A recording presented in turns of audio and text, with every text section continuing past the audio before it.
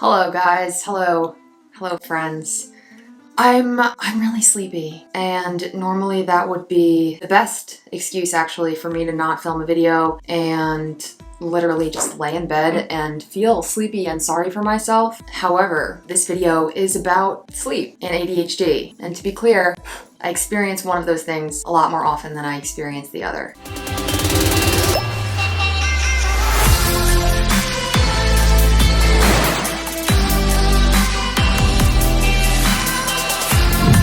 Kind of weird that we call being tired being sleepy because the solution to that is sleep. Shouldn't we call it awakey?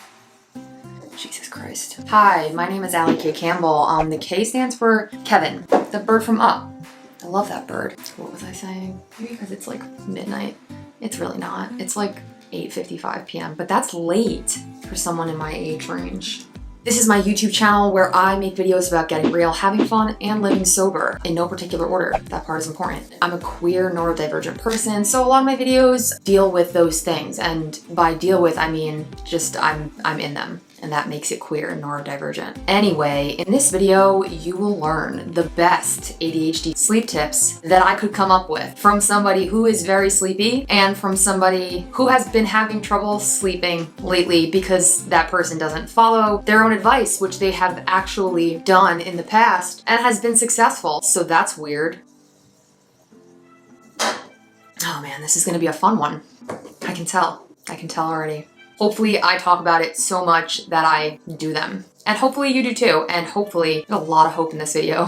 Hopefully they're helpful for you. Just don't fall asleep during the video, okay? Let's just make a pact. If you don't, then I won't. So I often don't talk about the fact that I'm sober on this channel. Oh wait, yes I do. I talk about it often. I am. The reason I talk about it isn't because it's like this braggy thing. I'm not gonna get into the nitty-gritty details about what led me to sobriety because there are a ton of other videos on this channel that you can go watch me air my dirty laundry about on to this is about ADHD and sleep. So let me just get there. One of the main reasons that I got sober and stayed sober was because I hated what it felt like to be hungover. Luckily, I haven't had to feel that way, that specific way, in almost 5 years now. Do you know what feels terrifyingly close to a hangover without even the fun parts of going out the night before? The morning after a bad night's sleep, without any drugs or alcohol involved. Actually, not just even the morning, it's the whole day, just like a real hangover, and it's awful. And for people who perpetually get a bad night's sleep, aka one that's not restful or restorative or cut short or whatever it might be, they might feel that awful sensation on a daily basis. Feeling tired is one thing, but suffering from a consistent lack of sleep is actually super detrimental to your ability to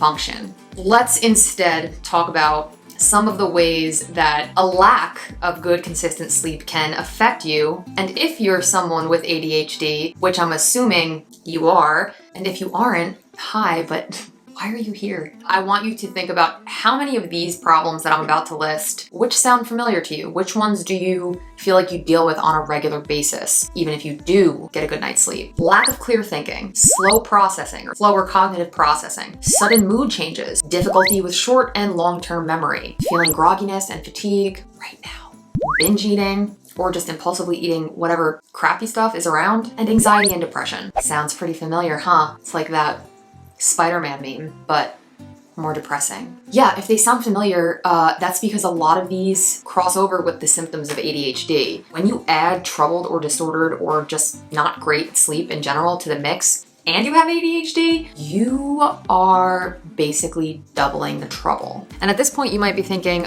yeah, I know I feel like shit because I don't sleep well. Why the do you think I'm watching this video? I didn't come here to have you remind me of that. I came here for you to help me fix it. And first of all, I don't like your tone. But second of all, you're right.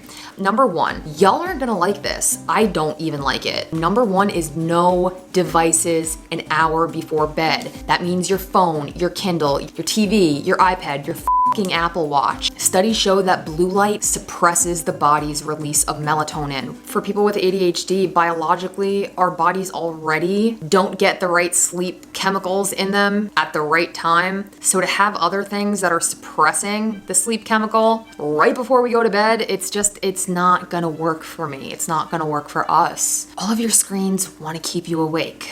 and scrolling and not sleeping. Do you want to feel that attached to your screen? She says as she makes a YouTube video. Listen, I realize that doing a full hour of no screens before bed is probably a big ask. Break it down. Try 15 minutes, no devices before bed for a week. See how it makes you feel, if it helps you sleep. If it doesn't, either way, do 20 minutes, then 30 minutes, then 45. Build up to an hour if you have to. But then what do I do for that hour before bed? Well, it might be a good idea to do literally anything else. Read a book. Color. You can color, pet your cats, hang out with your family, friends, whoever you live with, your significant other. Must be nice. Plan world domination, just do it with a pen and paper. That's all I ask of you. But I am going to be firm on the fact that the goal is a whole hour before bed. Snag yourself some blue light glasses to wear in the evening to at least block a little bit of that blue light, especially if you think it's going to take you a little while to build up to that hour before bed, no devices rule. I left a link for these bad boys in the description of this video, and I think you can snag 40% off with the code BLUE40. If I'm wrong, you can come back, let me know, and I'll try and get you a new code. No screens. Number 2, pretty straightforward one. Sleep supplements or sleep meds. I don't think I should have to tell you this, but I'm not a doctor, so do not take medical advice from me. Talk to your doctor or a doctor about going on something for your sleep if it's seriously disrupting your day-to-day life. What I mean is get a trusted source. Take this from somebody who will literally take any pill that somebody hands me and has reaped consequences because of that. Okay, do as I say, not as I do. What works for me, I have one sleep medicine that is prescribed to me from my doctor, and another one is called Midnight. It's over the counter and it's herbal. It's, I believe, melatonin, lavender, and lemon balm. I've been using that for like over 10 years, and although I go through these bouts like I'm going through right now where I'm struggling to sleep, it's been one of the most consistent things to help me sleep and stay asleep for a really long time. Again, do not just follow some advice from some person off the internet. Make sure you talk to somebody first before you do this. But if you do that, you can get the Midnights really easily on Amazon. I left a link, and they're way cheaper on Amazon than they are at CVS or Walgreens or anything like that. So if you talk to somebody and if they say, go for it, yeah, grab them there. Number 3 is a fun one. I know that it's like, this video is not fun. We're just talking about sad stuff and she's tired. I know, guys, I can't always be an entertainer. I barely know her. I want you to gamify your sleep schedule. What?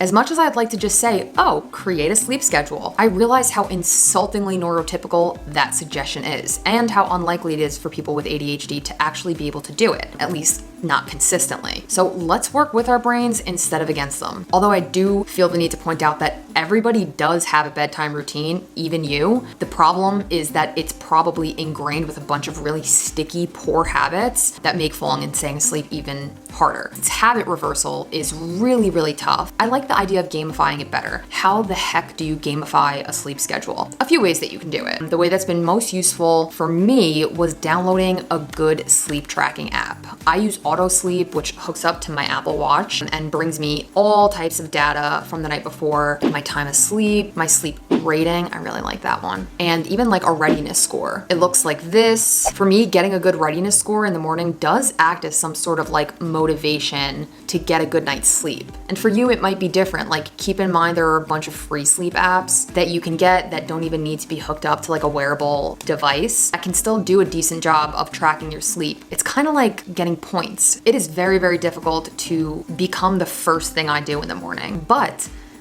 the first thing I do in the morning is check my sleep app and see how I slept the night before. Another way that you can gamify your sleep schedule is by reframing the other 2 tips that I mentioned, meds, doctor approved, staying off your phone is 1 hour, plus any other tips that I give after this one as mini quests or side quests in an attempt to reach the overall goal of optimal sleep achievement. You are the hero of the story. And the more side quests or mini quests that you complete, I love a good side quest, during that pivotal hour before bed, or other ones do take place during the day, but we'll get there, the closer you are to achieving your goal. Consider tomorrow's lethargy, brain fog, and feeling of blah the villains. And consider your sleep the prince, princess, or liege that you must protect at all costs. You can't tell me that doesn't sound fun. Speaking of fun, you know what else would be super fun? You liking this video for me. If you have stayed this far, thanks. Gamifying your sleep schedule can make literally something that puts you to sleep fun. Try it. Why not? Just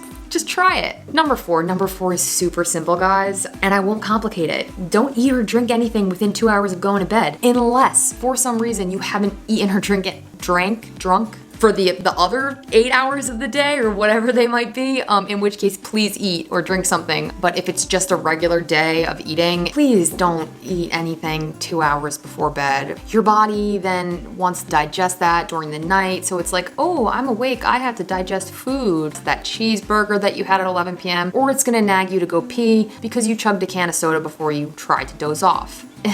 Number 5. Also pretty simple, but it's easier said than done, I must admit, at least for me. You have to cut off caffeine early in the day. I'm talking by like 1 p.m. the latest. I know this is especially tough for people with ADHD because caffeine is a stimulant, so it often helps us to calm down and get things done. But your body, when you're trying to sleep, doesn't necessarily know the difference. Caffeine doesn't really hit its peak until after an hour of you consuming it. And then it stays at that peak for a couple of hours. So even if caffeine helps calm your mind, it might not be doing the same thing to your body, especially when you're trying to sleep. So make sure to take into consideration things that you might not think of as like, oh, caffeinated beverage. I'm not talking like coffee or a cotton candy bang at midnight, but like chocolate, green tea. Some green tea has caffeine. Just try to cut them out as early in the day as you possibly can. I'm gonna give you the same tip that I have for the first one, which is if you can't do this all at once, start little by little. Like just go up 1 hour earlier to stop drinking caffeine than you normally would. All right, everybody, that's all I have for you tonight. It's 9:30 p.m. I hope that these ADHD sleep tips have been something that you would like to try and incorporate. If you've already tried any of them and they've been useful for you, I invite you to write that in the comments so that anybody else who's having trouble sleeping and has ADHD, if they're on this video, they'll also see any suggestions that you've made and it'd be super helpful. And if you want me to make another video about ADHD and sleep, definitely let me know. It's been real. It's been sleepy. It's been real sleepy.